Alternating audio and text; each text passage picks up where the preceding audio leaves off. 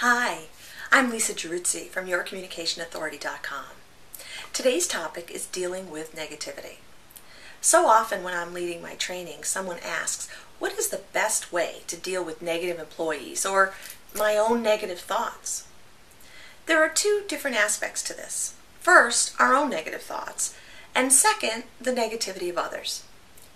We live in a world where it is more acceptable to be negative than positive. If you're positive, you're considered naive or like you're looking at the world through rose-colored glasses.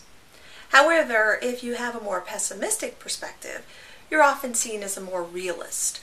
Think about it. If you're at lunch with your coworkers and what's predictable is the conversation will tend more toward complaints, people rarely talk about the high points or positive experiences that they've had. If everyone is complaining and you try to look at the bright side, what is likely is that you will be met with blank stares. One perspective is not right or wrong, it's just that each will have a different outcome. Now you probably tend more toward the optimistic perspective since you're watching this video, but I'll bet that sometimes even you have negative thoughts and probably in some areas more than others.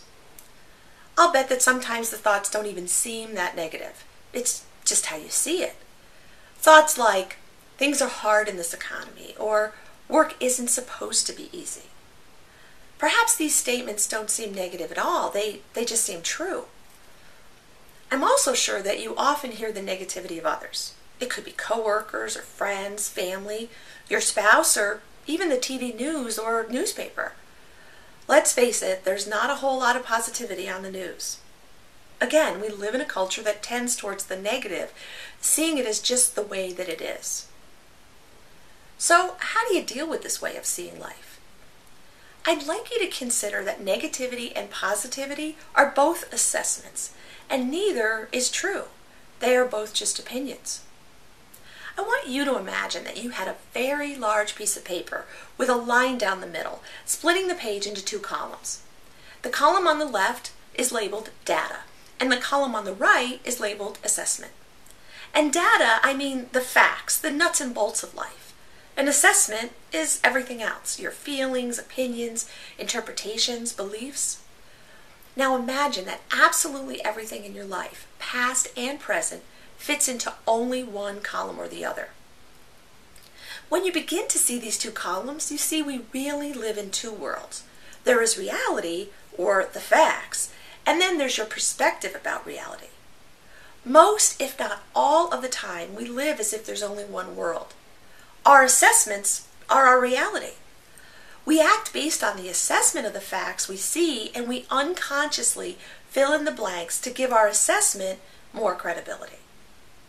Now, one very important piece of this puzzle is that we are unaware of is once we make an assessment, it limits our ability to see contradictory facts.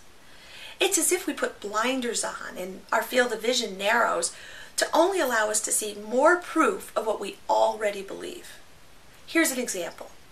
If you believe it's hard to sell in this economy, then you will see lots of facts to bolster that point of view.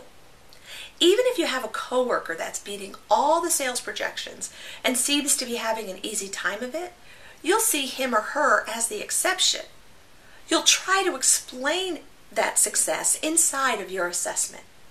And then you'll look for more data to continue to prove your theory.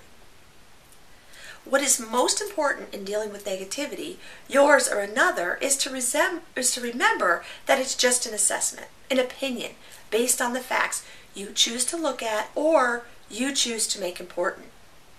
If you remember that, it is just an opinion.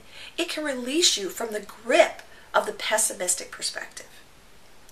Now, whenever you're unsure of what is data and what is assessment, because it gets blurry sometimes, get a piece of blank paper and draw a line down the middle to make the two columns, and differentiate between the data or facts and your assessment of the situation.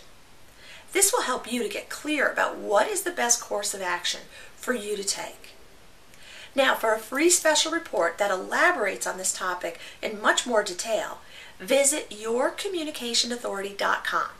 Thank you for watching. I'm Lisa Geruzzi from YourCommunicationAuthority.com.